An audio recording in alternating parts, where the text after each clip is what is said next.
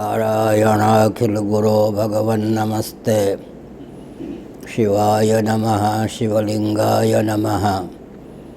सर्वे भवन्तु सुखिनः तन्मे मनः शिव संकल्पमस्तु।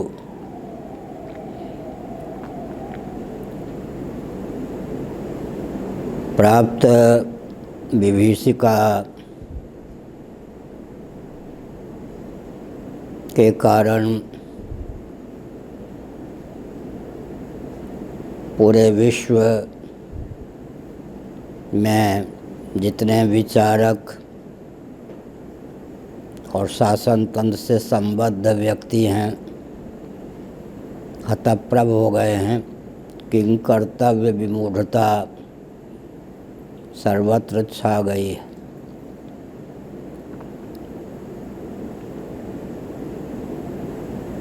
एक तथ्य उद्भासित किया गया है कि इस विभीषिका के चपेट में अधिकांश मांसाहारी व्यक्ति आए हैं, भविष्य में आ भी सकते हैं। श्रीमद् भागवत के प्रथम स्कंध में एक तथ्य उद्भासित किया गया है, जीवो जीवस्य जीवनम।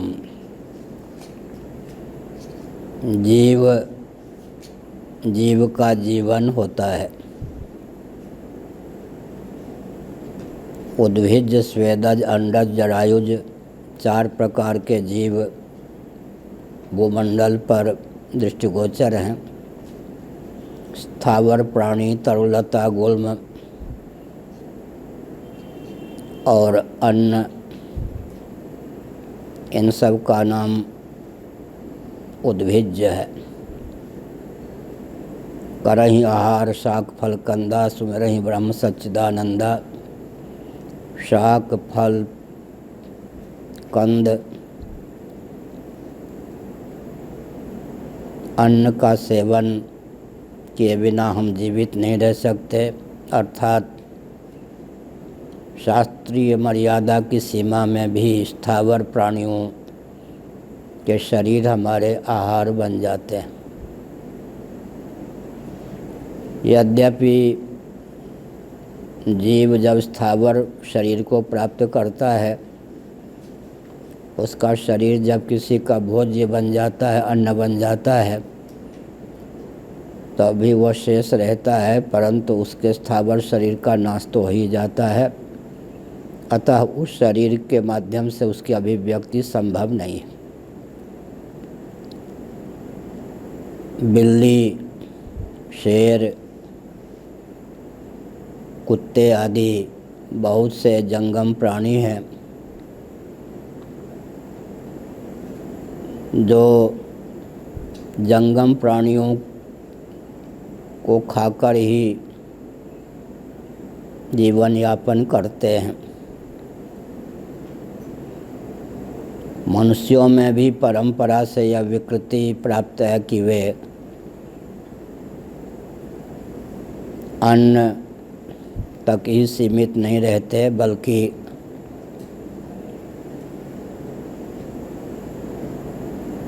विविध प्राणियों के शरीरों को अपना आहार बना लेते हैं। लेकिन एक मनोवैज्ञानिक तथ्य है, जंगम प्राणियों के 2 प्रभेद हैं। एक प्रभेद यह है कि जिह्वा से लप लप करके पानी पीते हैं। शेर, कुत्ता, बिल्ली आदि वे स्वभाव से मांसाहारी होते हैं,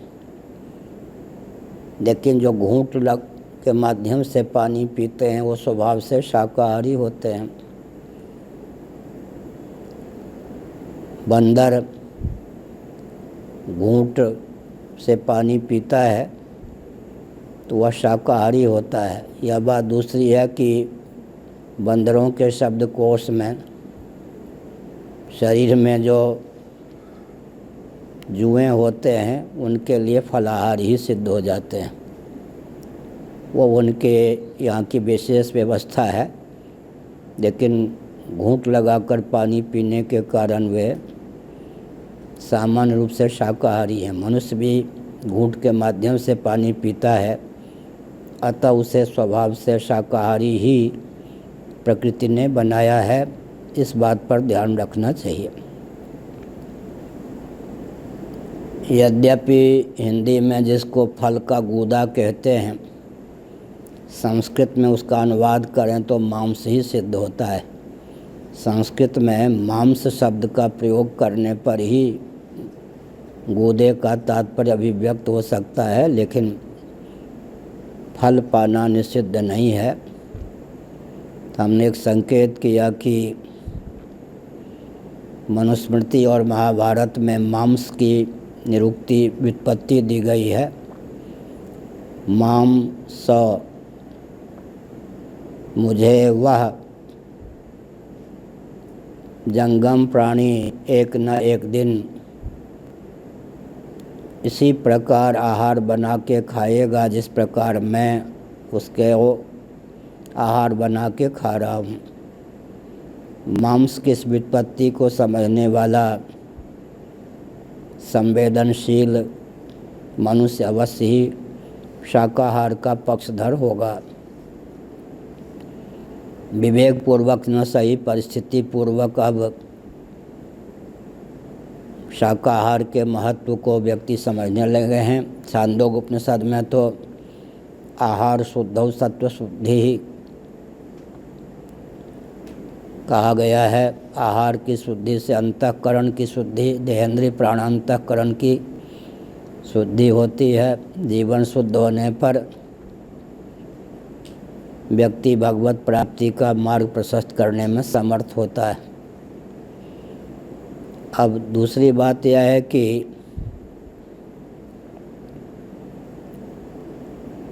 हरे चारे पर पशु टूट पड़ते हैं, लेकिन रक्षक डंडा लेकर जब उन्हें खदेड़ने का प्रयास करता है तो वो पशु डंडे को देखते हुए भी आंख मीच लेते हैं और जहाँ तक बनता है हरे चारे को जल्दी जल्दी पाने का प्रयास करते हैं। उनके आंख मिचने पर कोई डंडे के प्रहार से बच जाए ऐसा संभव नहीं। यह तो दृष्टांत है। दार्ष्टान्तिक यह है कि प्रकृति ने उस कगार पर लाकर हमको खड़ा कर दिया है जहाँ भविष्य को लेकर व्यक्ति, समाज, प्रांत, राष्ट्र और विश्व की संरचना की विधा क्या होनी चाहिए, जिसके फलस्वरूप इस प्रकार की विभीषिका प्राप्त न हो, इस पर विचार करने की आवश्यकता है। मैं इस तथ्य को अच्छी प्रकार समझता हूँ गुरु गोविंद और ग्रंथ की कृपा से कि पूरे विश्व में जो शिक्षा पद्धति है वह देहात्मवाद से भावित है, भौतिक विधा से संसिक्त है, संलग्न है, संस्पृष्ट है। ऐसी स्थिति में भौतिकवादियों के वश की बात नहीं कि वे व्यक्ति और समाज की संरचना का वह प्रकल्प प्राप्त कर सकें जिसकी अपेक्षा है, और भगवान की, परमात्मा की शक्ति जो चिन्मयी प्रकृति है उसने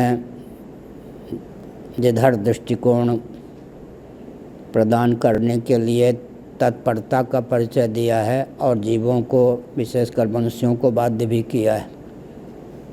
हम एक संकेत करना उचित समझते हैं कि ऐसी स्थिति में हठयोग का आलंबन लेकर सद्भावपूर्वक संवाद के माध्यम से युक्त आहार, विहार, व्यवहार, व्यक्ति संरचना के प्रकल्प को हम वेदादि शास्त्र की विधा से समझने का प्रयास करें। भगवान मनु ने एक संकेत किया, भूतम भव्यम भविष्यं च सर्वम वेदात प्रसिद्ध्यति। जो कुछ कालगर्भित तत्व हैं उन सब का अधिगम वेदों के द्वारा होता है। मांडुक्य उपनिषद ने उद्घोषित किया कि वेद बीज प्रणव की गति कालातीत पदार्थों में भी है। यच्च त्रिकालातीतम तदप्योंकार एवं। कालगर्भित और कालातीत सबका विज्ञान वेदादि शास्त्रों के आधार पर होता है। ऐसी स्थिति में सृष्टि की संरचना स्थिति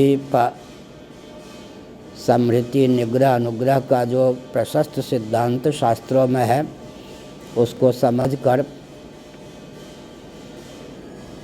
सनातन विधा से सनातन शास्त्र सम्मत प्रणाली से व्यक्ति और समाज के संरचना का प्रकल्प विशेषकर भारत नेपाल भूटान में क्रियान्वित हो, यह हमारी भावना है।